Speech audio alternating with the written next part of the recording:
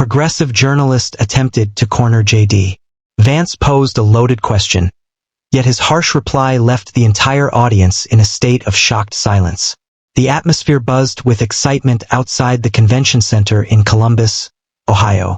Enthusiasts had been assembling since dawn, enduring the sweltering heat for the opportunity to listen to JD.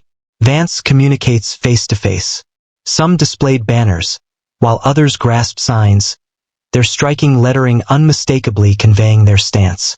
The venue was adorned with cameras from various news outlets, their red recording lights pulsating as journalists made their final preparations for coverage. The ambience crackled with energy. Whispers danced through the crowded auditorium, a palpable thrill weaving its way among the audience. The stage, illuminated by brilliant overhead lights, stood prominently at the front, unadorned and straightforward, with the podium displaying the senator's name.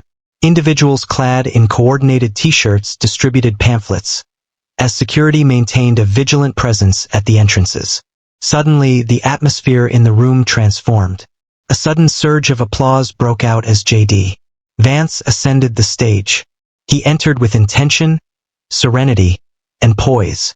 Clad in a dark suit, sans tie, with his sleeves casually rolled up, he exuded the aura of someone prepared for candid conversation.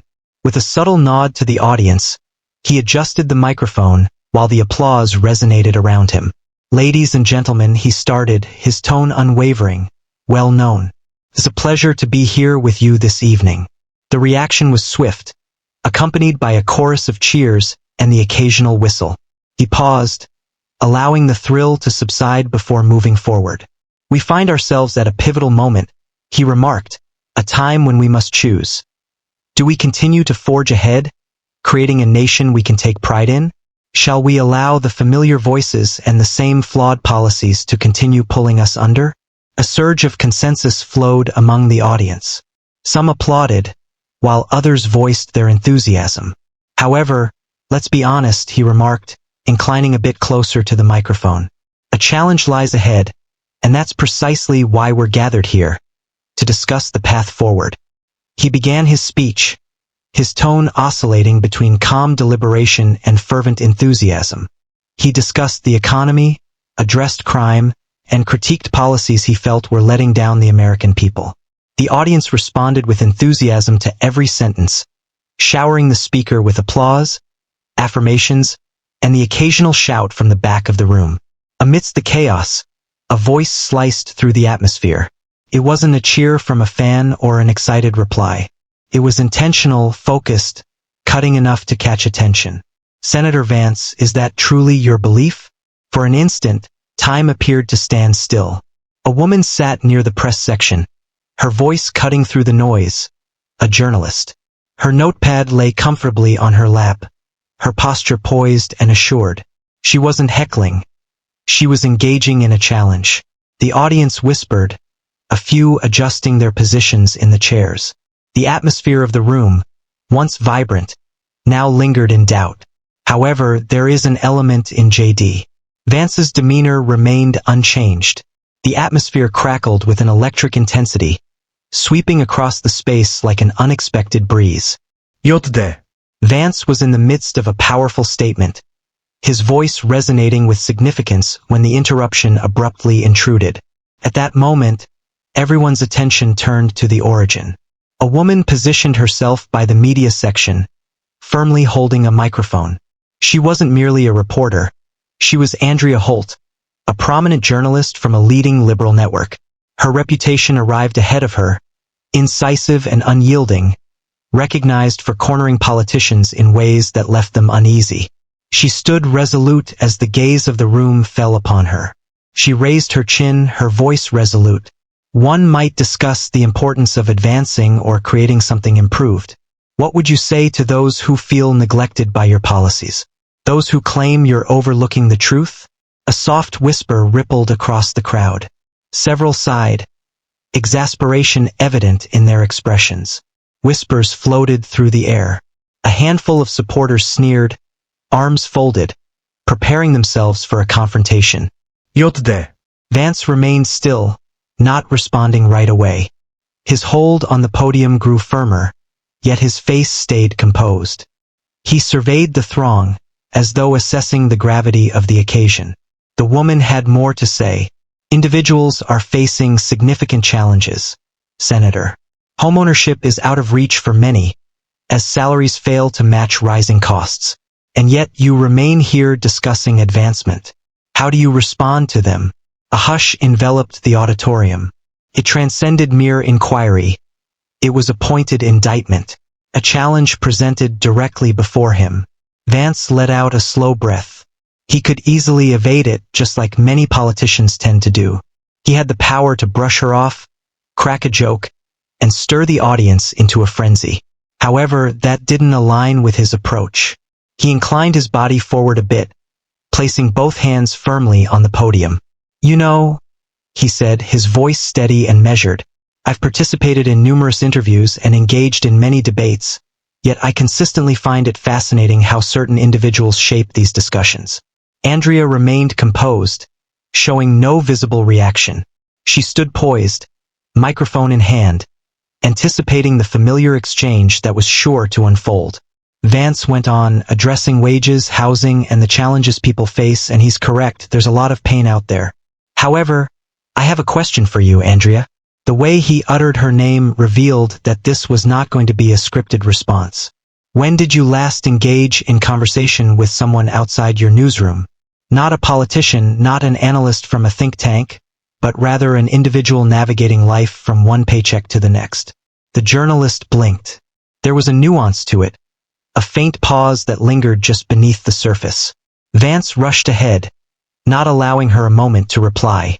"I assume it hasn't been in the recent past, because if it had, you'd be aware that the concerns extend beyond just wages. Conversations revolve around the crime plaguing their neighborhoods, the educational system's shortcomings for their children, and the job losses stemming from decisions made by those who remain untouched by the fallout." A handful of individuals in the crowd applauded, feeling the change in energy. "However, let's be truthful," he remarked, adjusting his posture. "It seems you're not genuinely posing that question on their behalf. You're requesting it to construct a story, to place me in a position of defense. Isn't that how this goes?" The crowd surged once more, this time with greater intensity. Andrea's jaw tightened just a bit, yet she maintained her poise. Yet Vance had more to say. For an instant, the room appeared to pause in anticipation. Andrea Holt, microphone grasped firmly, maintained a strong posture, her expression a mystery. Yet, those who observed carefully would notice the subtle change in her posture, the way her fingers tightened ever so slightly around the microphone. That took her by surprise. "Yotde." Vance, remaining at the podium, allowed the gravity of his words to linger in the air. He took his time. He remained quiet, not breaking the stillness with anxious words. He was embracing it fully. The audience lingered in anticipation, caught between the urge to cheer and the desire to hold back. Some supporters shared knowing looks, the air around them charged with expectation. A handful of journalists in the press area busily jotted down notes, their cameras actively recording, documenting each moment. Then Vance uttered another word. "You see, Andrea," he said, his voice steady yet resolute. "The frustration people feel doesn't stem from politicians delivering poor speeches. It's due to the sense that no one truly pays attention to their words. Neither the government nor the media, nor those who assert to represent the people." Andrea remained still, her lips forming a tight, thin line. "You enter this space with a query crafted to portray me as indifferent. Isn't that the plan? By portraying me as the antagonist, you can conveniently sidestep the genuine concerns at hand." A whisper rippled among the gathering. All eyes shifted to Andrea, anticipating her reply. Others nodded, whispering their assent. The atmosphere was changing rapidly. Vance had more to say. "I was raised in Middletown, Ohio. My family faced challenges. I understand the feeling of watching expenses accumulate while struggling to make ends meet. I understand the feeling when your hometown begins to crumble and those in authority appear indifferent." His voice remained steady, yet it held significant impact. "Are you interested in discussing salaries?" Let's discuss the policies that devastated manufacturing towns throughout this nation. Are you interested in discussing housing? Let's discuss the cities where working-class families are being displaced as their neighborhoods are acquired by foreign investors.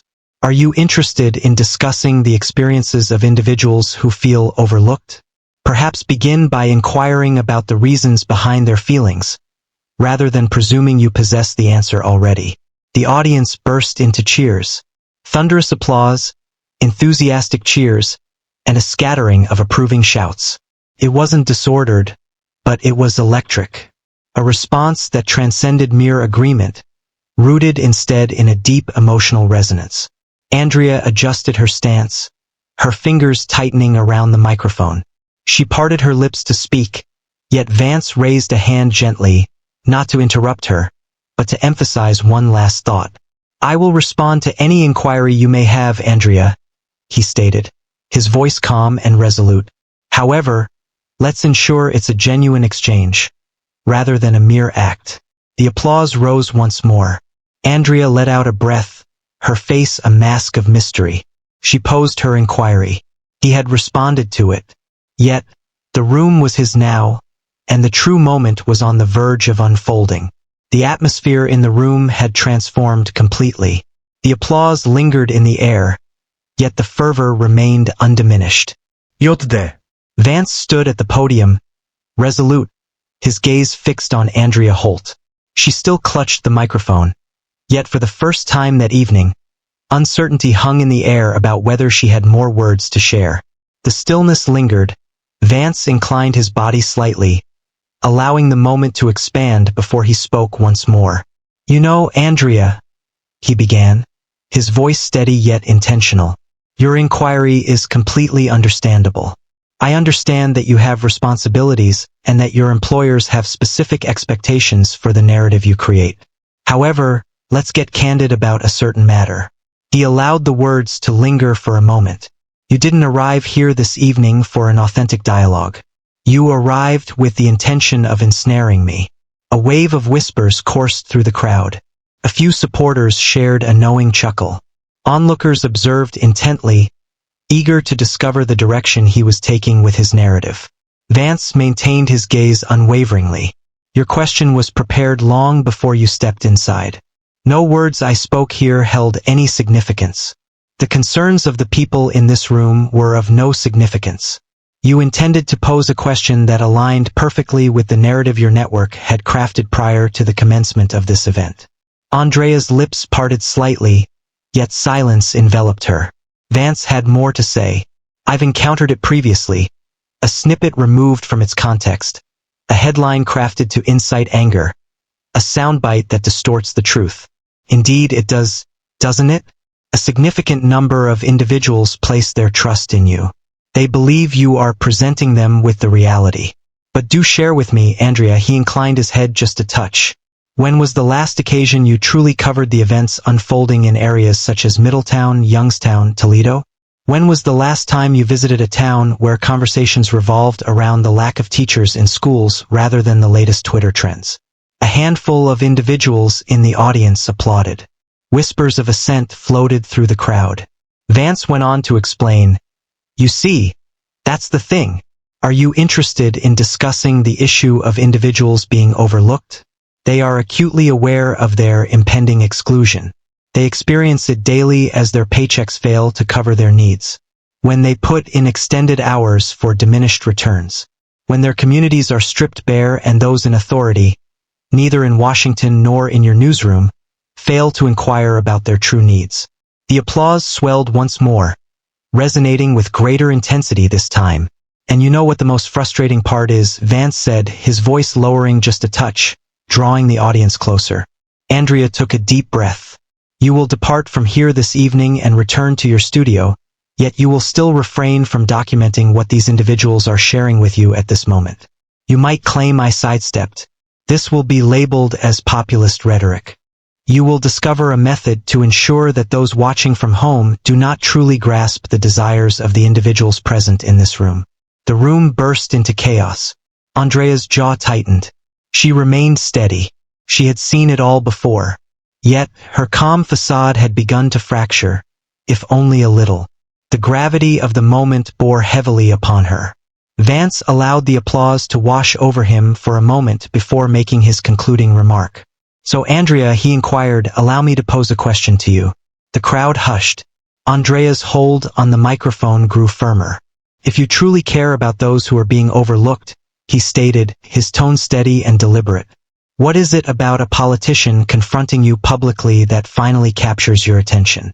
Silence enveloped the scene, a complete absence of sound. No words from Andrea, no murmurs from the press section, and not a whisper from the crowd. Vance remained expressionless. He refrained from boasting. The words lingered, weighty and palpable in the atmosphere. And that was the moment when everything shifted. The silence was not merely heavy. It felt utterly suffocating. The sort that caused individuals to squirm in their chairs, clear their throats, and look around as if hoping someone else would intervene. Andrea Holt clutched the microphone tightly in her hand. Yet, for the first time that evening, she found herself at a loss regarding how to handle it. Her typical assurance, the quick, pointed retorts, vanished. She found herself unaccustomed to the pressure of being thrust into the spotlight in such a manner. The audience had lost interest in her reply. Their decisions were already set in stone. A few individuals exchanged knowing glances, elbowing each other, murmuring about how she had fallen right into that trap. Applause erupted, with a few voices rising in enthusiastic cheer. Yet, an undercurrent of significance pulsed through the space. The interaction between J.D. Vance and Andrea Holt was only part of the story. It encompassed all that it stood for. Vance perceived it in their expressions. Perhaps many of them had witnessed this very scene unfold 100 times prior. Politicians evading, reporters twisting, no genuine discourse ever taking place. Yet this was unlike anything else. He allowed the moment to linger for a few more seconds before he spoke again. He stated calmly, "I didn't come here tonight to engage in a debate with a reporter. I arrived to engage with you, the individuals who truly experience the outcomes of the choices being made in Washington and in newsrooms throughout this nation." Andrea took a deep breath, attempting to find her composure. She was determined to stand her ground and resist until the very end. She finally spoke, yet her voice lacked the strength it once held. "You're avoiding the issue, Senator," she remarked, her voice tinged with a strained calmness. "Your response to my question is still pending." Vance remained unperturbed. "I responded," he stated plainly. "It seems you may not be satisfied with the response." A soft whisper spread among the gathering. Andrea's gaze darted to the cameras, a subtle hint of desperation in her expression, as if seeking unspoken support. No one stepped forward to disrupt the moment and restore the equilibrium of power. Suddenly, a voice emerged from the audience. A man at the forefront, likely in his 50s, donned a work jacket that appeared a touch too weathered to be merely for appearances. His voice had a gritty texture, the sort that emerged from countless hours spent shouting above the clamor of factory machinery. "She isn't mistaken about one thing," he shouted. "We are facing challenges, but she certainly does not represent our voice." Joyful sounds of laughter, enthusiastic applause, and a sense of agreement flowed through the space. Andrea's expression grew stern. "I'm here to present the facts," she declared, her voice rising as if to assert her authority once more. "That's what I do." The man shook his head. "Perhaps it would be beneficial to genuinely consider our perspectives, rather than arriving with preconceived notions." Applause swelled, resonating with greater intensity. Andrea's lips parted just a fraction, then closed once more. Vance seized the opportunity and made the most of it. "That's the point," he remarked, pivoting to face the crowd. "Individuals like Andrea here believe that a voice isn't necessary. They believe they have all the answers for your needs. They believe they can enter the scene, shape the dialogue, and dictate what you ought to think." The audience was electrified at this moment. However, Vance went on, "You don't require a journalist to point out the issues within your community. You experience it daily, and that's the reason their story is falling apart. That's why individuals are resisting, as they are tired of having others speak on their behalf." The room erupted in applause. Andrea appeared as though she was on the verge of expressing something, anything at all, yet silence enveloped her, leaving no words to be spoken. She realized she had lost the room, and that truth weighed heavily on her. Vance had the opportunity to escalate, to deliver a decisive blow, yet he chose restraint. The argument had already been established. He stepped away from the podium, allowed the energy to calm, and then shared his concluding thoughts on the subject. "This isn't a matter of left or right," he stated. "It's about those who truly listen and those who merely speak." Tonight, it became clear to all of us what sets things apart. The cheers were overwhelming. Andrea Holt gently brought her microphone down. In an instant, the whole dialogue had shifted. The atmosphere in the room had transformed entirely. It had undergone a remarkable change. Yotde. Vance transformed what began as a political rally into a profound reckoning. A moment that compelled all to reflect more profoundly on the unfolding game before them, no matter their stance. Andrea Holt remained in the press section, her microphone resting at her side, her expression a mystery. Yet the cameras continued to roll, documenting every moment. Vance understood that the events that had just unfolded would not remain confined to this space. It would be scrutinized, dissected, discussed. Certain networks might distort it, while others would overlook it entirely. And others, well, they would have no choice but to recognize that something genuine had just unfolded. Yet, at this moment it held no significance. The essence lay in the individuals gathered here. Vance let out a breath, easing his shoulders back a bit, his stance relaxed and carefree. At that moment, he remarked, a subtle smirk playing at the edge of his lips. "If no one else intends to interrupt, may I resume my speech?" The audience erupted in cheers. Cheers erupted, laughter rang out, and applause filled the air, all merging into a powerful surge of genuine emotion. Yet, amidst the applause, there sat an older gentleman in the second row, likely in his late 60s, who remained unmoved, his hands resting quietly in his lap. Instead, he lifted a hand. Vance spotted him right away. "Proceed, sir," he remarked, inclining his head toward him. The man stood tall, his voice unwavering, yet carrying the weight of countless experiences. "Senator," he remarked, "I've cast my vote for more than 4 decades, and I've seen politicians from both parties pass through communities like mine, extend their hands, make grand promises, and then vanish. What makes you stand out from the rest?" The atmosphere settled once more, not in a state of unease, but filled with anticipation. Vance acted without a moment's pause. He advised against it. A handful of unexpected whispers rippled through the crowd. Andrea Holt arched an eyebrow. "Don't take my words at face value just because they sound appealing," Vance continued. "Be cautious of those who take the stage and deliver precisely the words you wish to hear." He halted, surveying the space. "However, let me share what you might consider doing," he remarked. "Feel free to keep me in check. You can observe my actions when the cameras are off, when there's no election looming ahead. You'll know if I make an appearance in your town, even when there's no benefit for me."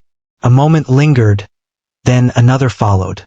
"And if I don't," Vance shrugged, "then simply choose not to vote for me." The elderly gentleman observed him intently for a brief moment. He offered a slight nod, not as a sign of agreement, but rather as a gesture of recognition. Vance faced the audience once more. "This entire system is flawed," he remarked, "and we are all aware of it. Those in authority deceive you. You are being influenced by the media. Many politicians from both sides have become too at ease with that game." He shook his head in disbelief. Yet what remains unnoticed is that individuals are beginning to awaken. Inquisitive minds are at work. They are resisting, and this evening, he waved his hand to encompass the space around him. This evening served as a testament to that fact. The crowd burst into applause once more. A few individuals rose to their feet, applauding and expressing their enthusiasm. Some just embraced the experience, their expressions contemplative, their thoughts churned with the weight of all they had just experienced. Vance allowed the applause to envelop him, yet he still had more to express. "Listen," he said, his voice steadying. I'm not here to claim that I possess all the solutions. No politician can make that assertion. However, what I understand is that transformation does not begin in Washington. It begins in spaces like this, with individuals ready to pose the tough inquiries and genuinely hear the responses. The audience resonated with those words. Andrea Holt shifted in her seat, her gaze fixed on her notes, her thoughts probably racing ahead to how this moment would be portrayed on the evening news. Vance was indifferent. He expressed everything that was essential to convey. Regardless of any attempts by the media to distort the truth, those present in this room would hold on to the genuine events of this evening. He withdrew from the podium, allowing the applause to rise and envelop him one last time. With a subtle nod, he uttered the final words of the evening. I look forward to seeing you all soon. And with that, the rally came to a close. However, the dialogue was only beginning to unfold. If you've reached this point, you're someone who seeks to understand beyond mere instructions. You have your own thoughts and opinions. If you're seeking content that truly questions the status quo, be sure to subscribe. Let's continue our discussion.